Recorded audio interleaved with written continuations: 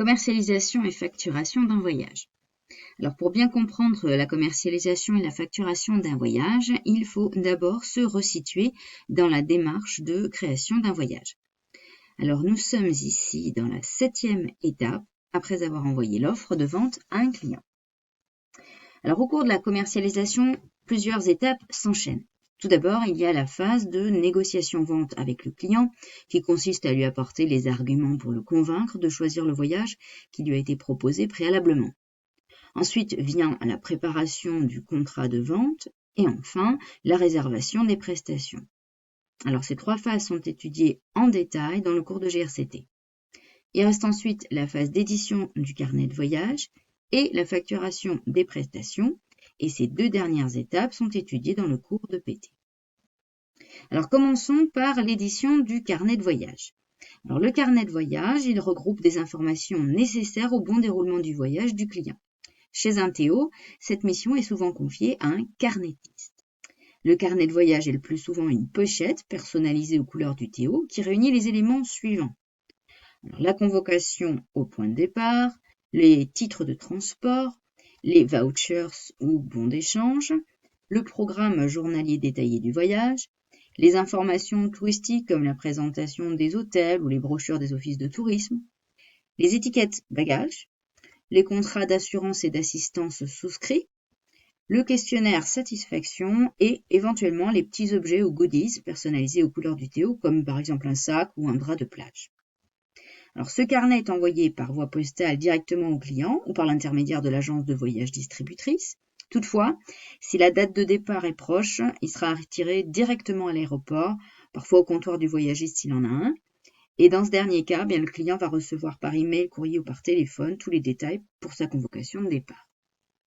Alors, reprenons maintenant en détail quelques éléments du carnet de voyage. Tout d'abord, la convocation au point de départ. C'est un document qui contient toutes les informations relatives au départ, notamment les heures de rendez-vous, les heures de départ ou encore les lieux, bien évidemment. En général, le voyagiste convoque les voyageurs 2 heures avant le départ sur le site de transport. Cependant, pour le transport aérien, l'heure de convocation est souvent portée à 3 heures en raison de la multiplication des procédures de contrôle de sécurité en aéroport. Voyons maintenant le voucher ou bon d'échange. Donc, c'est un document par lequel le client justifie la réservation ou le paiement d'une prestation, comme un transfert ou encore une nuit d'hôtel, etc. Alors, le client devra présenter le voucher pour chaque prestation réservée. On distingue 3 types de vouchers. Le voucher plein crédit qui couvre l'ensemble des prestations consommées par le client. Dans ce cas-là, le client va payer l'ensemble de ses prestations après son voyage. Le voucher à crédit limité, qui est le plus utilisé par les TO. Donc, dans ce cas, les prestations sont définies et facturées à l'avance. Ça veut dire que le client va payer avant le voyage l'ensemble des prestations qu'il aura réservées.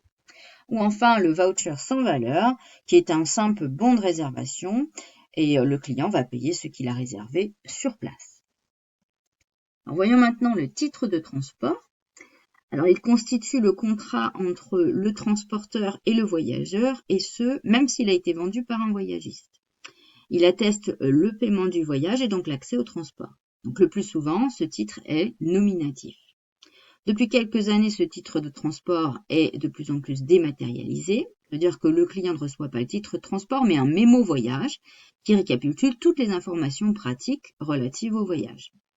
Le jour du départ, le client se présente au comptoir d'enregistrement avec sa pièce d'identité, son mémo, parfois la carte bancaire qu'il a utilisée pour acheter son billet et tous les documents de voyage nécessaires. Et il obtiendra en contrepartie sa carte d'embarquement. Enfin, un petit point vocabulaire, on appelle contre-marque le document qui remplace le billet d'avion pour les vols charter. Toutefois, ce n'est pas un contrat comme pour un titre de transport traditionnel.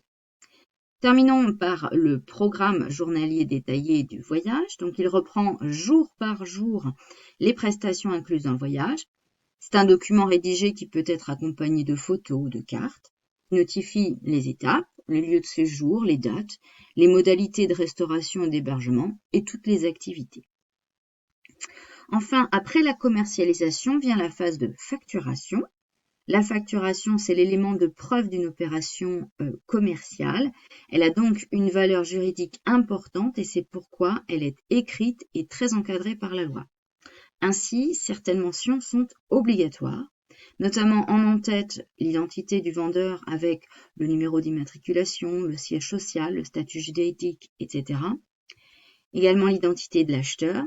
Et il faut également la date de la vente de la prestation qui doit apparaître dans les références de la facture. Puis dans le corps de la facture, il faut faire apparaître la dénomination de la prestation, les quantités et le prix unitaire hors taxe, puis le prix total avec toutes les réductions consenties. Enfin, en pied de page, il est obligatoire de faire apparaître les conditions de règlement. Nous avons terminé donc l'étude de la commercialisation et de la facturation d'un voyage, et c'est la fin de cette